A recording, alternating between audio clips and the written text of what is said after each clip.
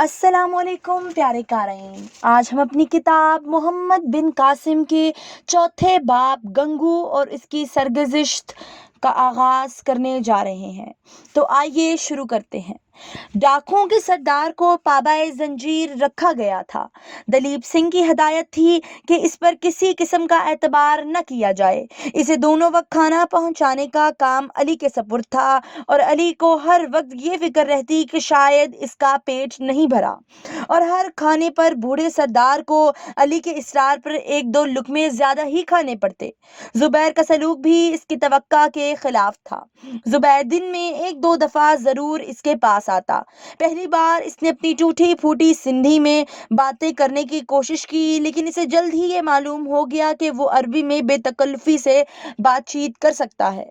एक दिन इसने जुबैर से कहा, मौत के इंतजार में जीना मेरे लिए बहुत सब्र आजमा है।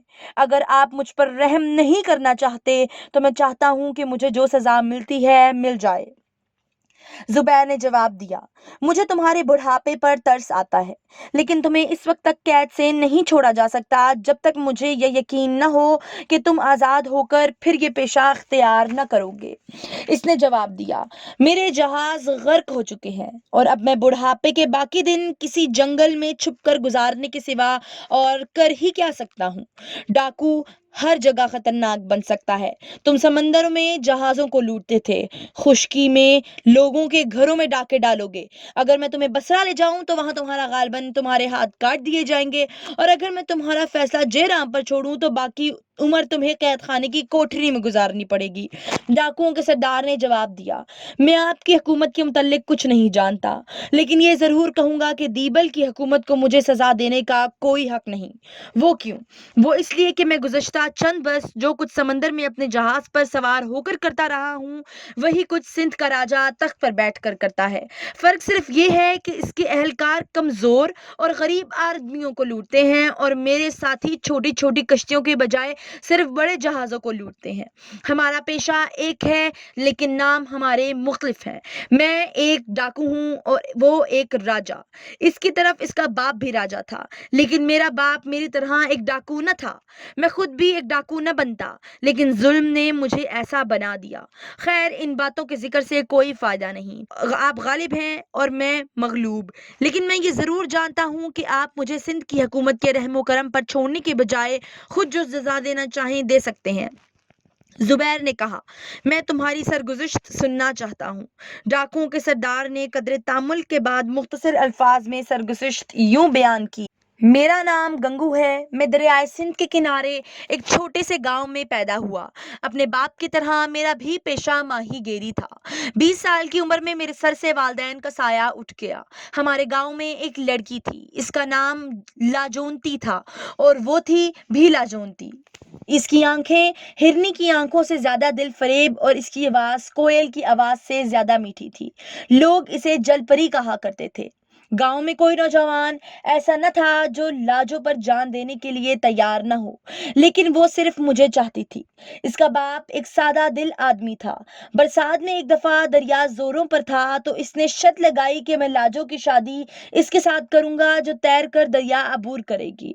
हमारे गांव में अच्छे अच्छे तैराक थे, लेकिन बरसात में दरिया का बहाव देखकर किसी को पानी में कूदने की हिम्मत न हुई। मैं लाजो के लिए जान तक कुर्बान करने को तैयार था। मैंने ये शर्त पूरी की और चंद दिनों के बाद मेरी और इसकी शादी हो गई। हम दोनों खुश थे और ज्यादा वक्त कश्ती पर गुजारते थे।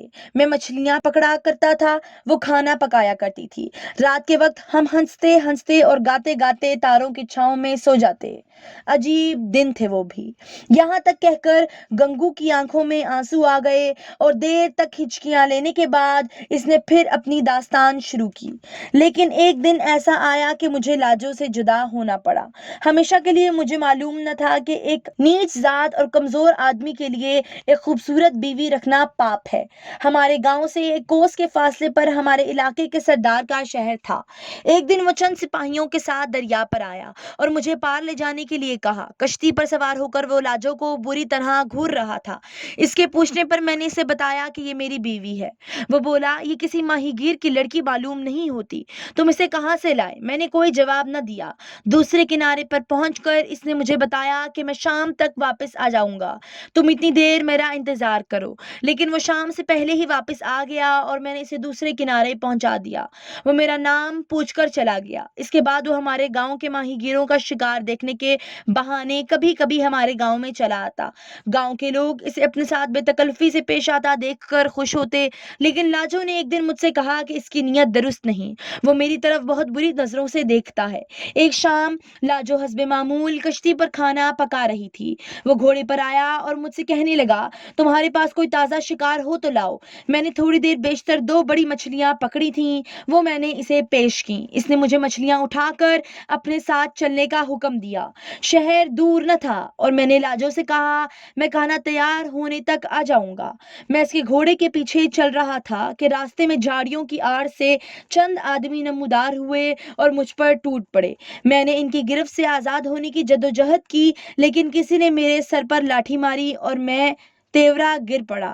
اس کے بعد جب مجھے ہوش آیا تو میں ایک تاریک کوٹری میں پڑا ہوا تھا۔ 2 دن میں بھوکا اور پیاسا جان کنی کی حالت میں وہاں پڑا رہا۔ تیسرے دن کوٹری کا دروازہ کھلا اور لاجونتی کے ساتھ 3 آدمی، جن میں سے ایک کھانا اور پانی اٹھائے ہوئے تھا اور 2 کے ہاتھوں میں ننگی تلواریں تھیں، کوٹری میں داخل ہوئے۔ لاجو کا رنگ زرد تھا اور اس کی آنکھیں دیکھنے سے ایسا معلوم ہوتا تھا کہ آنسوؤں کا تمام ذخیرہ ختم ہو چکا ہے۔ اس کا نگاہ پڑتے ہی بھوک اور پیاس بھول گئی۔ میرا جی چاہتا تھا کہ بھاگ کر اس سے لپٹ جاؤں، لیکن میرے ہاتھ پاؤں بندھے ہوئے تھے۔ لاجو نے سپاہیوں کی طرف دیکھا اور وہ تلواروں سے میری رسیاں کاٹ کر باہر نکل گئے۔ میں نے پوچھا، لاجو تم یہاں کیسے پہنچی؟ اور وہ ہونٹ بھینچ کر اپنی چیخوں کو ضبط کرتے ہوئے مجھ سے لپٹ گئی، لیکن اچانک اس نے خوفزدہ ہو کر مجھے چھوڑ دیا اور دروازے کی طرف دیکھنے لگی۔ اس نے مجھے بتایا کہ میرے چلے آنے سے تھوڑی دیر بعد چند آدمیوں نے کشتی پر حملہ کیا اور اسے پکڑ کر سردار کے پاس لے آئے۔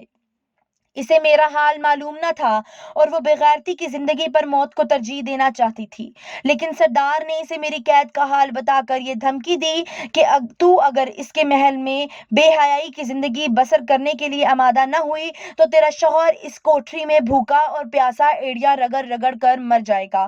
اب وہ میرے پاس آئی تھی یہ بتانے کے لیے کہ گنگو تم آزاد ہو، تم جاؤ اور یہ سمجھو کہ تمہاری لاجو مر گئی۔ وہ اپنی عصمت سے میری آزادی کا سودا کرنا چاہتی تھی، لیکن میں نے اسے غلط سمجھا۔ میں نے یہ سمجھا کہ وہ غریب ملا کی کشتی چھوڑ کر محلوں میں رہنا چاہتی ہے۔ میں نے اسے برا بھلا کہا، گالیاں دیں اور ان ظالم ہاتھوں سے چند تھپڑ بھی مارے، لیکن وہ پتھر کی مورتی کی طرح کھڑی یہ سب کچھ برداشت کرتی رہی۔ اس نے صرف یہ کہا، گنگو میں بے عزتی کی زندگی پر موت کو ترجیح دوں گی، لیکن میں یہاں اس لیے آئی ہوں کہ مجھے تمہاری جان اپنی جان سے زیادہ عزیز ہے۔ بھگوان کے لیے تم یہاں سے چلے جاؤ، یہ موقع نہ گنواؤ۔ ممکن ہے تم آزاد ہو کر مجھے اس ظالم کے پنجے سے چھڑانے کی کوئی تدبیر سوچ سکو۔ اس کے آنسوؤں اور آہوں نے میری غلط فہمی دور کر دی۔ میں نے اسے پھر گلے لگا لیا اور اس سے وعدہ کیا کہ میں جلد آؤں گا، میں اس محل کی اینٹ سے اینٹ بجا دوں گا۔ قید خانے کا دروازہ پھر کھلا، سپاہیوں کی بجائے وہ ظالم بھیڑیا اندر داخل ہوا۔ اس کے ہاتھ میں ننگی تلوار نہ ہوتی تو یقیناً اس پر حملہ کر دیتا۔ اس نے آتے ہی لاجو سے کہا، اب بتاؤ کیا فیصلہ کیا تم نے؟ اس کی زندگی تمہارے ہاتھ میں ہے۔ لاجو نے جواب دیا، اگر میں آپ کی شرط مان لوں تو اس بات کا کیا ثبوت ہے کہ یہ زندہ اور سلامت شہر سے نکل جائے گا؟ اس نے کہا، میں وعدہ کرتا ہوں۔ لاجو آنسو بہاتی ہوئی اس کے ساتھ چلی گئی اور مجھے 4 سپاہی شہر سے باہر لے آئے۔ ان کے ہاتھوں میں ننگی تلواریں تھیں۔ مجھے سردار کے وعدے پر اعتبار نہ تھا۔ شہر سے باہر نکل کر جب ہم اس جنگل میں پہنچے جو دریا کے کنارے دور تک پھیلا ہوا تھا، تو ایک شخص نے پیچھے سے اچانک آ کر مجھ پر وار کیا۔ مجھے پہلے ہی اس حملے کی توقع تھی، اس لیے میں نے ایک طرف کود کر اپنے آپ کو بچا لیا۔ اس پر چاروں آدمی مجھ پر ٹوٹ پڑے، لیکن میں بھاگنے میں ان سے تیز تھا۔ میں جلد ہی جنگل میں پہنچ کر ایک جھاڑی کے نیچے چھپ گیا۔ وہ تھوڑی دیر ادھر ادھر تلاش کرنے کے بعد مایوس ہو کر واپس چل دیے۔ شام ہو رہی تھی۔ میں چھپتا چھپاتا دریا کے کنارے پہنچا۔ میری کشتی جل رہی تھی اور دریا کے کنارے وہ چاروں سپاہی کھڑے تھے۔ ان واقعات نے میرے جیسے امن پسند آدمی کو ایک بھیڑیا بنا دیا۔ میں گاؤں کی طرف بھاگا۔ میری آواز میں ایک اثر تھا اور آن کی آن میں چند نوجوان لاٹھیاں اور کلہاڑیاں لے کر میرے ساتھ نکل آئے۔ ہمیں دیکھ کر سپاہی سراسیمہ ہو کر بھاگ گئے، لیکن ہم نے کسی کو بچ نکلنے کا راستہ نہ دیا اور چاروں کو مار کر ان کی لاشیں دریا میں پھینک دی۔ آدھی رات تک میں نے ماہی گیروں کی 20-25 بستیوں سے کوئی 200 جوان اکٹھے کر لیے اور تیسرے پہر سردار کے محل پر دھاوا بول دیا۔ شہر کے لوگ پہلے ہی اس کے مظالم سے تنگ تھے، کوئی اس کی مدد کے لیے نہ نکلا۔ اس کے چند سپاہیوں نے مقابلہ کیا، لیکن اکثر نے بھاگ کر لوگوں کے گھروں میں پناہ لی۔ ہم نے سردار کو پکڑ لیا اور اس سے لاجوں کے متعلق پوچھا۔ وہ ہر سوال پر صرف یہ جواب دیتا تھا، میں بے قصور ہوں، بھگوان کے لیے مجھے چھوڑ دو۔ میں نے مشعل دکھا کر اسے زندہ جلانے کی دھمکی بھی دی تو وہ مجھے محل کی نچلی منزل کے ایک کمرے میں لے گیا۔ فرش پر لاجوں کی لاش دیکھ کر میری چیخ نکل گئی۔ وہ ہاتھ باندھ کر یہ کہہ رہا تھا، میں نے اسے نہیں مارا، اس نے خود مکان کی چھت سے چھلانگ لگا دی تھی۔ تم سپاہیوں سے پوچھ سکتے ہو، بھگوان کے لیے مجھ پر دیا کرو۔ میں نے جلتی ہوئی مشعل اس کی آنکھ میں بھونک دی اور کلہاڑی کے پے در پے ضربوں سے اسے ٹکڑے ٹکڑے کر دیا۔ اس کے بعد میں ایک ڈاکو تھا، میرے دل میں کسی کے لیے رحم نہ تھا۔ میں نے کئی سرداروں کو لوٹا اور جب راجا کی فوجوں نے زمین ہمارے لیے تنگ کر دی، میں نے دریا کے راستے سمندر کا رخ کیا۔ دیبل کی بندرگاہ سے ہم نے رات کے وقت 2 جہاز چوری کیے اور اس کے بعد میں اب تک کئی جہاز لوٹ چکا ہوں۔ میں ہر اس شخص کو اپنا دشمن سمجھتا ہوں جو راجوں اور سرداروں کے ساتھ تعاون کرتا ہے۔ مجھے ہر دولت مند انسان میں اس سردار کی روح نظر آتی ہے۔ مجھے ہر اونچے ایوان میں لاجونتی جیسی مظلوم لڑکیوں کی روحیں انتقام کے لیے پکارتی سنائی دیتی ہیں۔ زبیر نے کہا، مجھے اس لڑکی کی دردناک موت کا سخت افسوس ہے اور سردار سے جنگ کرنے میں بھی شاید تم حق بجانب سمجھو، لیکن تم ایک انسان کے ظلم کا بدلہ دوسرے انسان سے کیسے لے سکتے ہو؟ تم نے ہمارے جہاز پر حملہ کیا اور اس پر کوئی سردار نہ تھا، اس پر چند یتیم بچے اور عورتیں تھیں۔ گنگو نے جواب دیا، مجھے افسوس ہے، لیکن دوسرے جہاز پر سرندیپ کے راجا کا جھنڈا لہرا رہا تھا اور آپ اس کے معاون تھے۔ تاہم اگر مجھے معلوم ہوتا کہ آپ کے جہاز پر عورتیں اور بچے سوار ہیں تو میں حملہ نہ کرتا۔ چند ماہ ہوئے میں نے اسی سمندر میں آپ کے ملک کا ایک جہاز دیکھا تھا، لیکن میں نے صرف اسے اس لیے چھوڑ دیا کہ اس پر مردوں کے علاوہ چند عورتیں بھی تھیں۔ خالد یہ سن کر چلا اٹھا، کیا اس پر سرندیپ کے چند ملاح تھے؟ ہاں، وہ تو ابا کا جہاز تھا اور ابھی تک اس کا کوئی پتہ نہیں۔ تم جھوٹ کہتے ہو، تم نے ان کا جہاز غرق کر دیا۔ گنگو نے جواب دیا، اگر میں اس جہاز کو غرق کر چکا ہوتا تو مجھے آپ کے سامنے اس کا ذکر کرنے کی ضرورت نہ تھی۔ اس جہاز پر ہاتھی بھی تھے؟ ہاں۔ تمہیں اس کے متعلق یہ بھی معلوم نہیں کہ وہ کہاں غرق ہوا؟ نہیں، مجھے صرف اتنا معلوم ہے کہ وہ جہاز دیبل تک صحیح سلامت پہنچ گیا تھا۔ زبیر نے پوچھا، اس سمندر میں تمہارے سوا لٹیروں کا کوئی اور گروہ بھی ہے؟ ہاں۔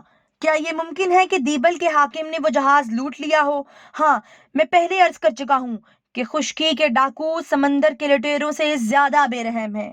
تو لیجیے قارئین، آپ کا اور ہمارا سفر یہیں پر اختتام پذیر ہوتا ہے۔ کہانی کے ساتھ جڑے رہنے کے لیے ہمارے چینل کو لائک کیجیے، سبسکرائب کیجیے اور شیئر کرنا مت بھولیے۔